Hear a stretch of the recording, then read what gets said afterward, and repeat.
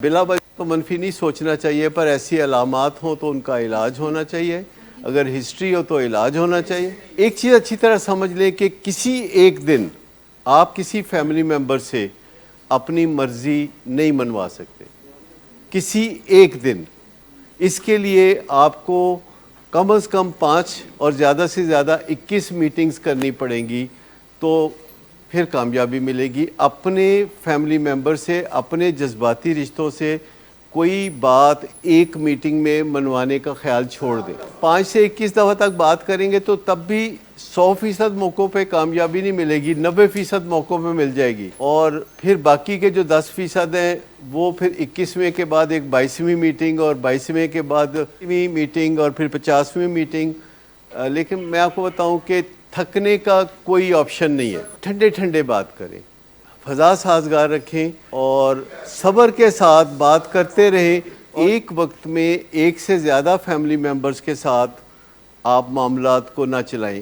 اگر آپ کو 4-5 فیملی ممبر ہیں اور سب سے پرابلم ہے تو پہلے خفیہ طور پر ایک کو پکڑیں اور ایک بندہ بات کرے۔ جیسے اس موضوع پہ جب آپ بیٹے سے بات کریں گے تو موضوع کیا ہوگا؟ Overseas studies.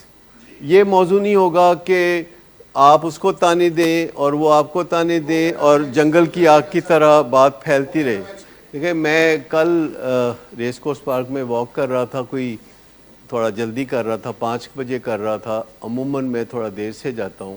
تو کل میں واک کر رہا تھا تو مجھے ایک صاحب ملے، تو وہ آگے بڑھ کے تو انہوں نے سلام دعا لی اور کہا کہ آج میں نے بڑی مشکل سے آپ سے بات کی ہے، اور میں نے ان کو پہلے دیکھا تھا، وہ کبھی گزرتے گزرتے سلام لیا کرتے تھے۔ تو انہوں نے کہا میں بڑی مشکل سے بات کی ہے، لیکن آج آپ اکیلے ہیں تو میں نے کہا میں آپ سے بات کر لوں۔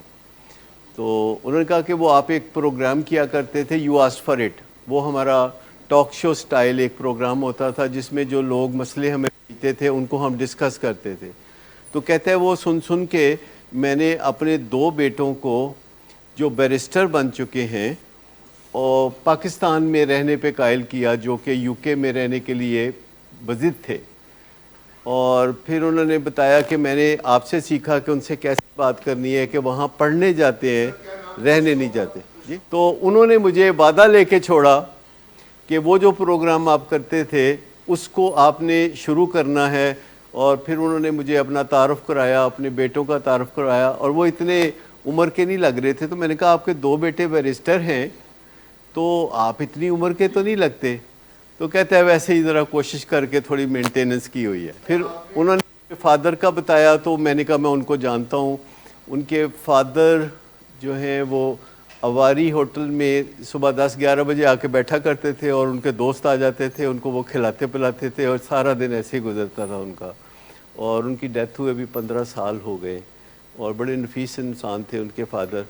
تو انہوں نے کہا کہ میں آپ کا بس شکریہ ادا کرنا چاہ رہا تھا کہ وہ جو آپ کا پروگرام دیکھا جس میں کا طریقہ بتا رہے تھے کہ بیٹوں سے اس موضوع پہ کیسے بات کرتے ہیں، کہ دل کا دروازہ آپ باہر سے دستک دیتے ہیں پر اندر سے کھلتا ہے۔ آپ دروازہ توڑ کے گھسنے کی کوشش کریں تو اس سے کوئی فائدہ نہیں ہوتا۔